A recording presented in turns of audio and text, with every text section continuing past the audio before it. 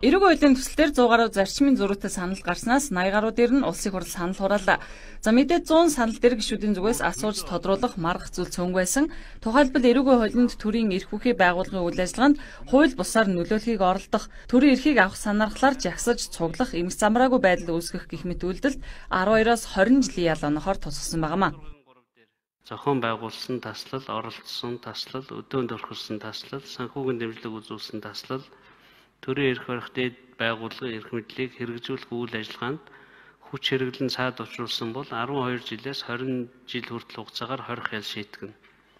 Сандлыг ажлын хэсэг гаргаж байнгаараа дэмжсэн байна. Төрийн эрх мэдэлтэй холбоотой ямар нэг байдлаар шилэл одоо бүлэглэл фракцийн хооронд зөндөл юм ярьцгаад байгаа шүү дээ. Тэр чинь бичлэг хийж авчаад тэний чи одоо гаргаад ирвэл торгохч байхгүй, нөгөө гэрээ хориоч байхгүй, шууд 12 жил шүү дээ. Зохион байгуулсан, оролцсон, өдөөнд төрхирсэн гэдэг одоо нэг хашгирчих юм бол одоо зайлуулъя гэд хашгирчих юм бол төрийн эрх рүү халтсан хэрэг болох уу? Тэгээ нөгөөх нэг жоохон өмнө шууган болчихсон байна. За эдрийг одоо төрөөс зайлуулъя, энэ 76-ыг зайлуулъя гэж хэлчихсэн байх юм бол одоо нөхөр бол нэг жоохон хөдөлгөөн гараад эмх замбараг байдал үүссэний дараа шууд 12 жил шүү дээ.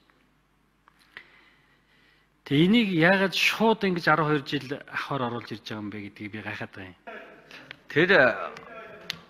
Тэр огцрох тухай яриад байгаа бол энэ догт хамаалыг хууль бусаар сонгуулгүйгээр ямар нэг аргаар хүч хэрэглэж авах, хадгалах гэдэг нь өөрөө тэр эрх мэдлийг өөртөө авах гэсэн ийм давхар үйлдэл байсан. Энэ бол энэ хуучин эрүүгийн хуульд байсан энэ орхичихсан байсан. Энийг бид нар ярьж байгаа сүүл томьёолж оруулсан. Харин тэгтээ даваасрын гишүүний ярьж байгаа дээр нэг зүйл байна.